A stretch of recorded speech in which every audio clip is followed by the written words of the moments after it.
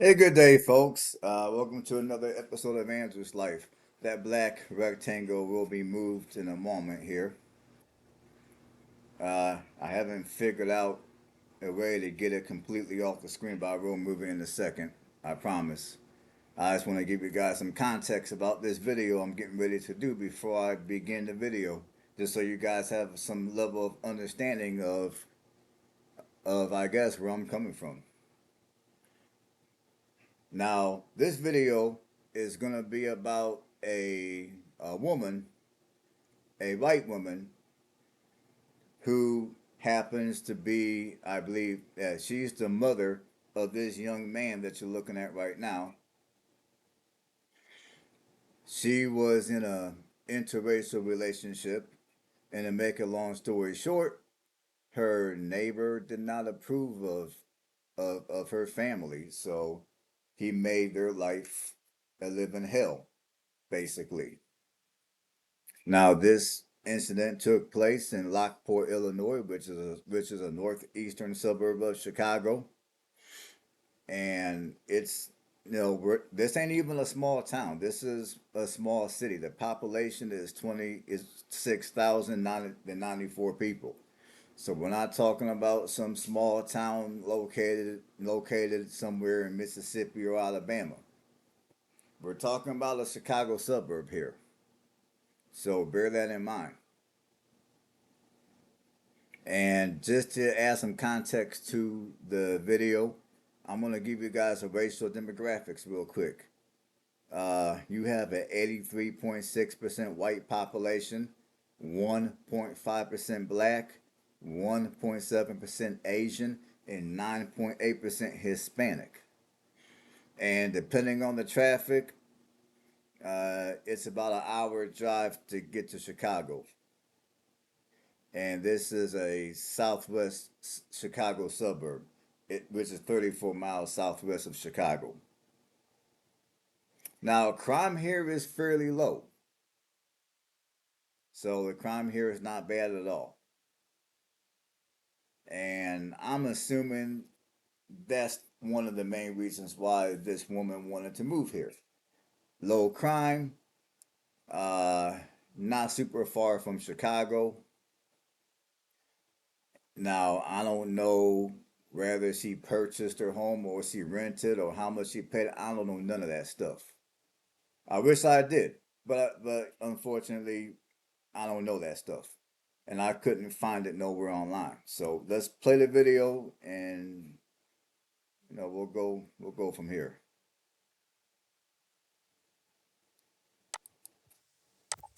It's just hard to think that someone wants to do damage in that way and form of just a single mother trying to survive, you know? Tonight, Melissa Robertson's family says she's still in the ICU after what authorities believe was a racially motivated murder attempt. Female subject shot in the stomach.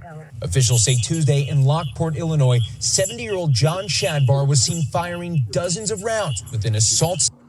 Oh, and by the way, now I know whenever I make a video of a community, I mean of a city that may have been a former sundown town, and I bring up the fact that it used to be a former sundown town, or if anything that's racially anything that's racial that may have went on in that community, whether it be the present or it be the past.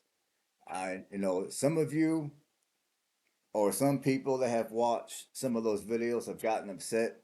I even had a couple of people unsubscribe to my channel because of it. And as I've told you guys before, and I'll tell you guys again, if I'm not, if you're not like this, then you know, you got nothing to worry about. Cause my mentality is, only a hit dog is gonna holler. So if this is you, then I guess I'm talking about you. If this ain't you, then I'm not talking about you. So just bear that in mind. And situations like this are one of the reasons why I do bring up race. I would love to go around here and think and know that people like myself can move anywhere, we can live anywhere. Nobody's gonna bother us due to our race. Nothing bad is gonna ever happen no matter where we go due to our race. Unfortunately, that's not the society that we live in. I wish it was, but it isn't. And since it isn't, just for the sake of the safety of minorities in the United States, reasons like that, reasons like what's going on here, are the reasons why about, I want to say, a little over a year and a half ago, I began to include racial demographics on my videos. And if an area used to be a sundown community, I also include that. And if there's any information in correlation to that, I talk about it. Now, I'm not saying that communities that are predominantly white and used to be a former sundown communities are going to always be bad places for minorities to reside. I'm just saying that when certain things happen in those communities in 2024, yeah, you might want to kind of take a few things into consideration and move accordingly. So let's continue the video. Rifle. The Chicago area man allegedly hitting his 45-year-old neighbor in the chest and hand. You can actually see bullet holes. Robertson's son, Mikhail Johnson, says she is that neighbor, adding his 7-year-old brother and a 3-year-old were just yards from the rampage on a trampoline. What goes through your mind? I just thank God and I thank everything higher up that nothing even more tragic happened. Johnson says for years, Shadbar hurled racial epithets at his family. Robertson is white. Her 2 sons are black. He called her an N-word lover and just called me and my little brother N-words. The Will County Sheriff's Office says before this week's incident, the victim complained twice about Shadbar in March. Authorities writing one shouting incident was resolved by deputies. Hey, thank you! Got it on video! The sheriff's office says the other call was about possible gunshots and fireworks, adding there was not enough evidence to make an arrest. But Johnson says his family made more calls. And it's All right, folks. Well, I didn't mean to stop it. Let me get back over here.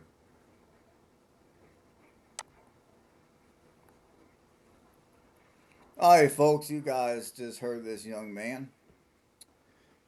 They have made several calls to the local law enforcement department, and they have endured this type of treatment from their neighbor for a number of years. Now, I understand this family has been here in this neighborhood at this house for 10 years.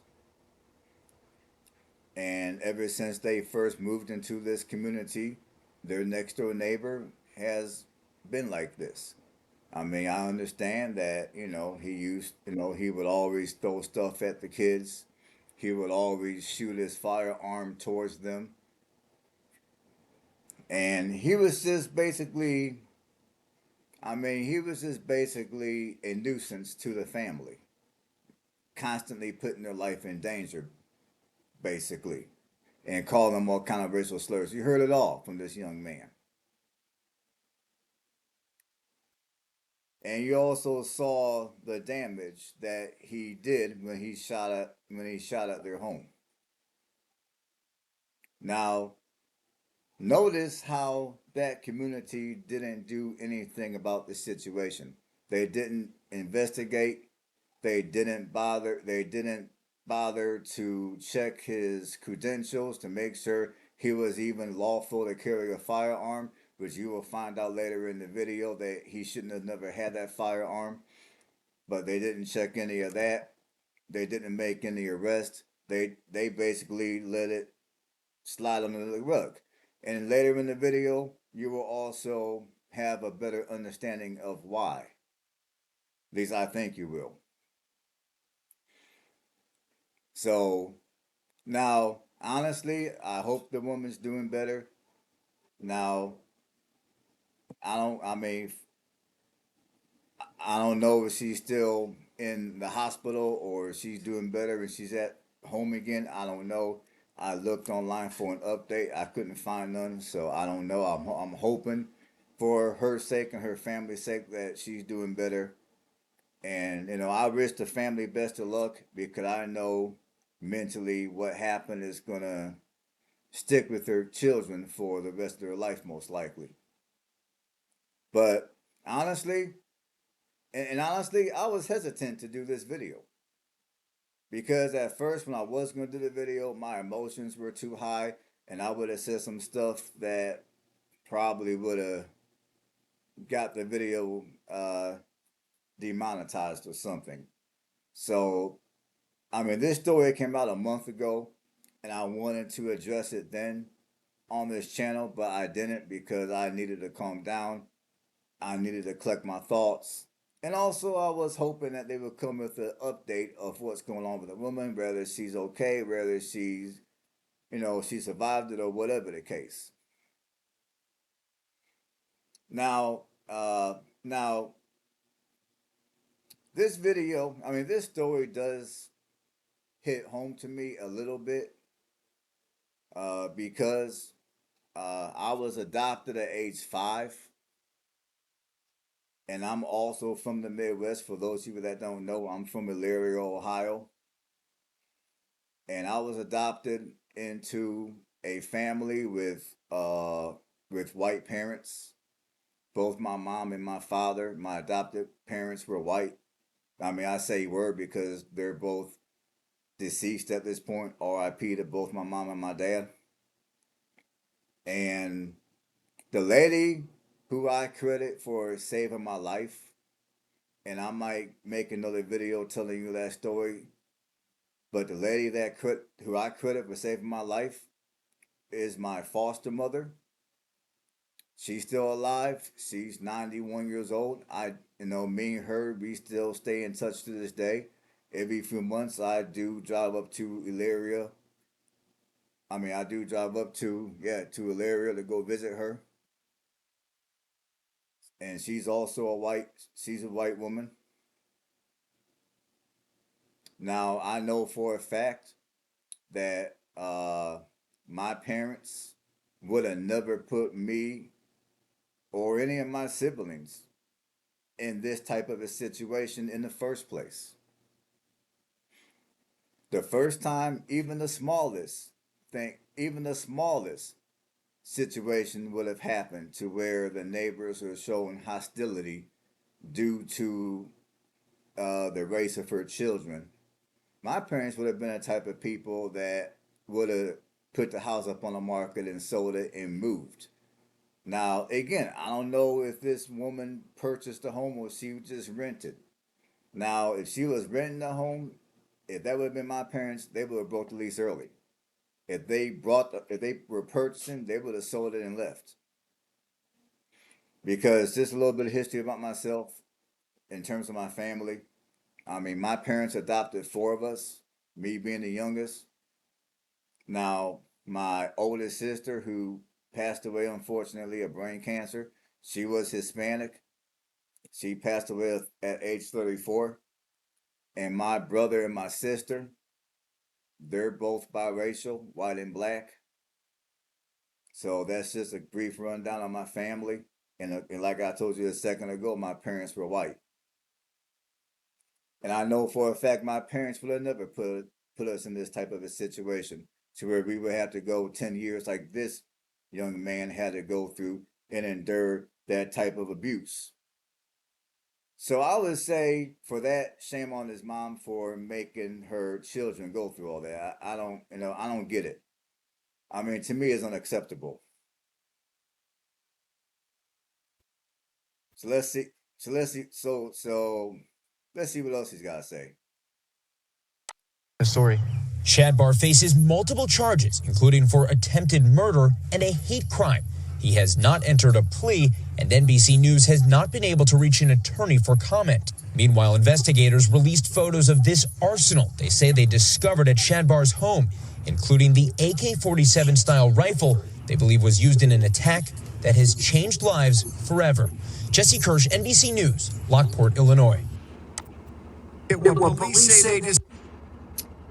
All right, folks. You saw that. You saw that along with me.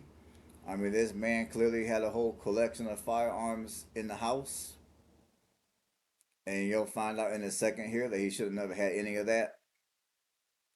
But having they done their investigation, the very first time that the family called law enforcement, they would have saw all that. He would have been in handcuffs, been in jail, and that woman wouldn't have never been in the hospital because he wouldn't have never even had an opportunity to do what he did to her. And with a man like, with a man like that, I mean, he's the type of man that honestly and let's say he didn't do what he did to their mother. He's the type of man that if her kids would have been out with their friends, playing basketball, hanging out, doing whatever. Now, let's say they're playing basketball and the ball accidentally went into his yard and they went to his yard to retrieve the ball like any normal kid would do. He's the type of individual that would have pulled out his firearm and shot at them, and then he would have tried to claim self-defense, even though his life wasn't in danger. So I would say it would have only been a matter of time before that individual that I'm not even going to address him as a human being because, as far as I'm concerned, he's a piece of garbage. But he's the type of individual that piece of garbage is that uh, it would have only been a matter of time before he would have shot at one of her kids, and one of them could have potentially been severely injured in the ICU, or they could have been, or their mother would have had to been planning the funeral for one of her kids, if not both of them. Discovered inside the home of a Will County man accused of shooting his neighbor. 70-year-old John Shadbar is charged with first-degree attempted murder after I'm gonna run that back for a minute. All right, look at this individual. Now, I'm not the kind of person to judge people as far as how they look, but I'm gonna be honest. If somebody looking like this individual was living next to a house that I was looking to purchase or rent, I probably would think twice before renting that house or buying that house. Now, I'm not sure what all that madness going on his forehead and on his neck is. I'm not sure. I mean, I don't care, but to me, that's bizarre.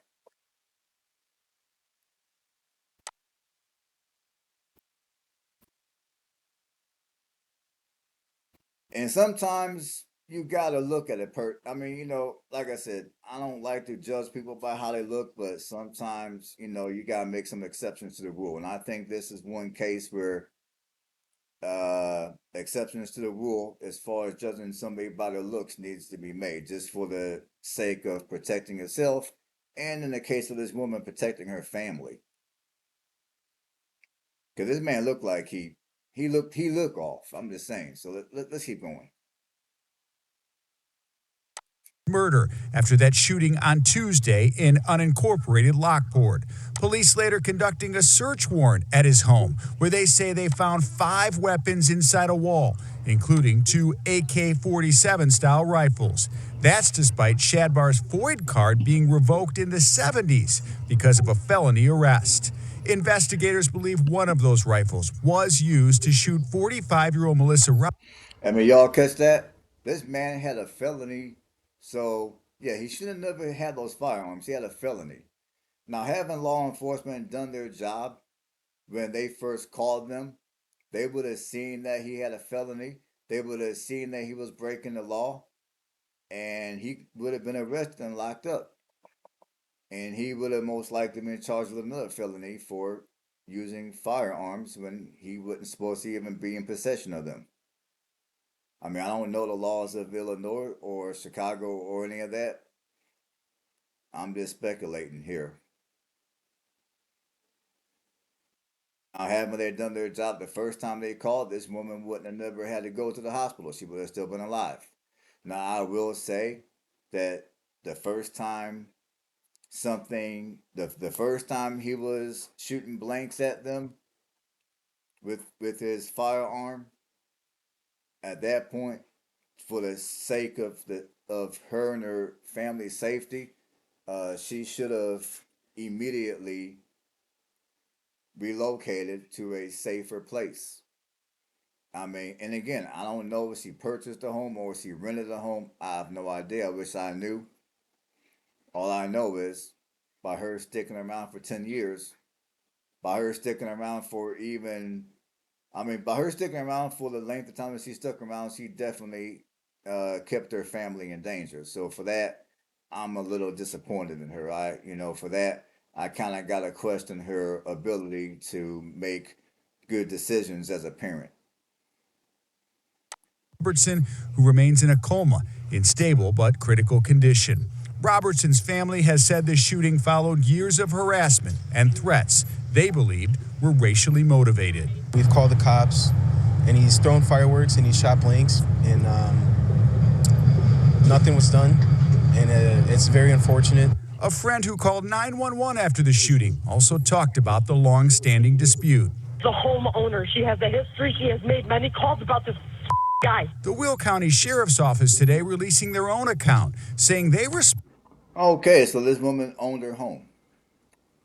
Well, I mean, being that she purchased a home, that definitely will add some complications to the situation. So, obviously, when you first purchase a home, it typically depending on where you purchase your home at, and depending on how much you put down initially, and depending on just how your mortgage is set up, I would say for most people, it takes a minimum of 3 years to be able to sell your home to where you can even break even or sell it to where you could potentially walk away with a little bit of equity. Now, if I wanted to be nice and cut this woman a little bit of slack, now that I know that she purchased the home and not just rented, and she wasn't just renting it, I would say after the first, I would say after the first 3 years, she should have been contacting a local realtor and putting the house on the market and getting it sold. Now think about this. This incident right here just happened a month ago. In May of 2024.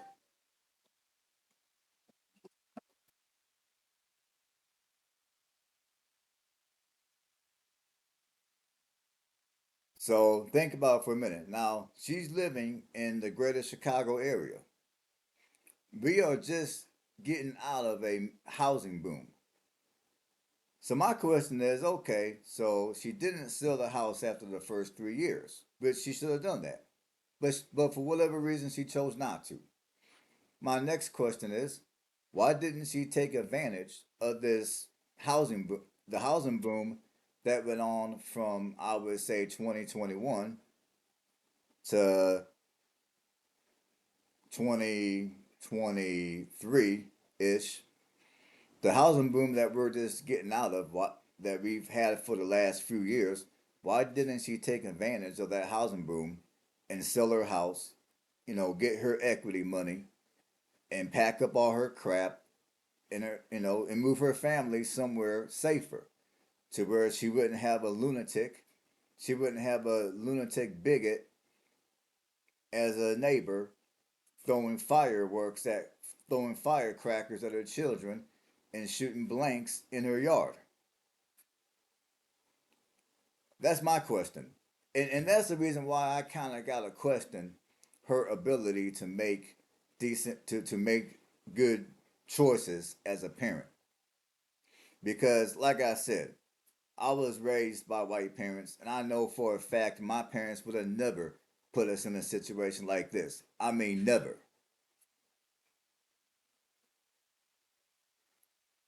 They would have sold that house and they would have been up out of there. And if they would have been, my parents would have typed that, hey, if they lost money, they wouldn't have cared. Because for them, it would have been about the safety of us. But this woman, I don't know what the hell her deal was. I mean, I'm going to just say that I don't know what to say. I mean, she should have been gone. She should have done sold her house. She should have done moved elsewhere for the safety of her family. I mean, so let's keep going here. Responded to a total of 3 calls to the victim's home this year related to Shadbar. They say 2 of them were in March. The first for Shadbar allegedly yelling at Robertson and her children, and the second for fireworks and possibly a gun being shot over the victim's fence. Neither call led to an arrest. The third time they responded, Melissa Robertson had been shot. Now John Shadbar being held without. Okay, so 3 calls. And recently before he finally uh, shot her, and now she's laid up in the hospital. At least she was at the time of the story. 3 times. It took him 3 times. And so, okay, so the first 2 times, nothing was done. And this is the reason why that when I do videos about certain communities, I do talk about race. Because, like in this situation, I mean, like I told you guys towards the beginning, uh, Lockport, Illinois is a predominantly Caucasian city. And like I also told you, not all predominantly Caucasian communities are necessarily bad places and unsafe places for minorities to reside. But in this situation, when some of the things were transpiring and happening to her and her family, and she called law enforcement multiple times, and they basically threw it under the rug and did absolutely nothing about it.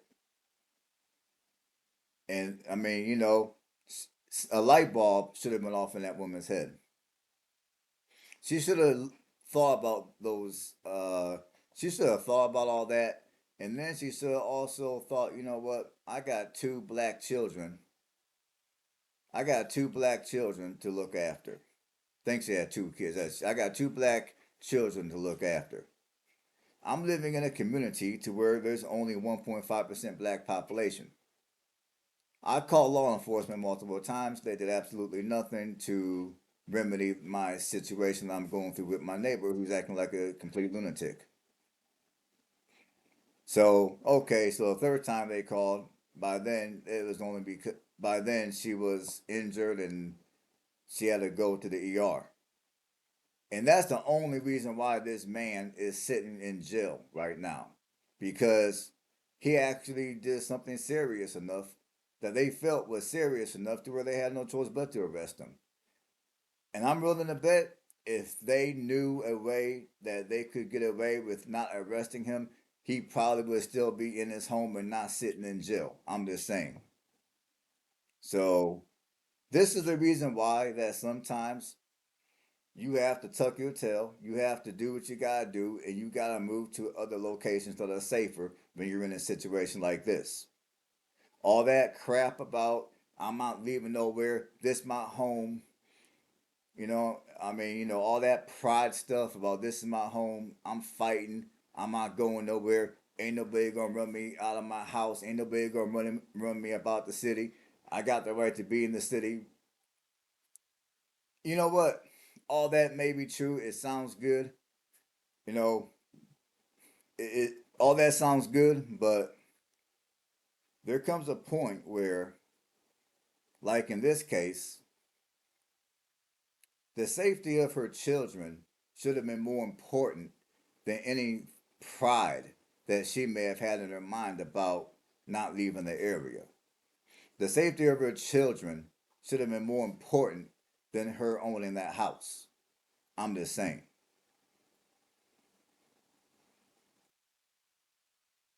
Bond, facing 8 felonies and a growing investigation.